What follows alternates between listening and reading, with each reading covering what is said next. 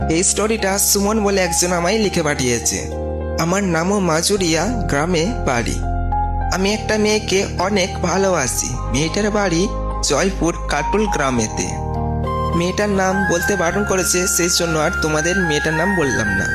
মেয়েটা দূর সম্পর্কে মাসি হয় আমার, কিন্তু মেয়েটাকে আমি 5 বছর থেকে পছন্দ করি, 5 বছর থেকেই ভালোবাসি, কিন্তু মেয়েটাকে আমি কখনোই বলতে পারিনি। পর একদিন ও আমাদের গ্রামে 24 পরব দেখতে আসে। তখন আমাদের গ্রামের অনেক ছেলে ওকে প্রেম করার জন্য প্রপোজ করে, কিন্তু মেয়েটা কাউকে হ্যাঁ বলে না। তারপরে আমিও গিয়ে বলি ওই মেয়েটাকে যে আমি তোমাকে অনেক ভালোবাসি। 5 বছর থেকে বলতে পারিনি এই কথাটা। মেয়েটা এই কথা শুনে বলে আমি তোমার মাসিমণি হই। তারপর আমি কিছু বলি না, চলে আসি নিজের বাড়ি।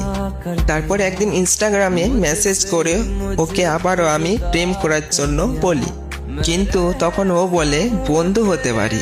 তারপরে আমি না বলে দিয়েছিলাম, বলেছিলাম বন্ধু না হলে বয়ফ্রেন্ড হব। তারপর মেয়েটা বলল ঠিক আছে, তাহলে আমাকে কিছুদিন সময় দাও। তারপর মেয়েটি আমাকে কিছুদিন ভেবে বলবে বলল। এইভাবেই কিছুদিন কথা হয়। তারপর আমি আবারও ওকে প্রেম করার জন্য বলি। তখন মেয়েটি হ্যাঁ বলে রাজি হয়ে যায়। তারপর মেয়েটি বলে কেউ যেন না জানতে পারে। আমি বললাম ঠিক আছে, কাউকে জানতে দেব না। তারপর ওর সাথে আমার সম্পর্ক এখন ভালোই যাচ্ছে, কিন্তু দূর থেকে আমার এক সম্পর্কে ও আমার মাসি হয়।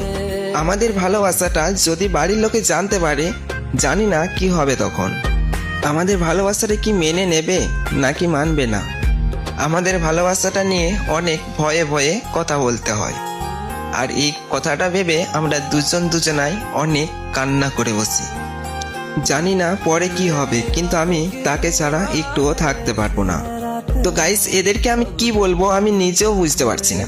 যদি তোমরা কিছু বলতে চাও তাহলে বলতে পারো কমেন্টে।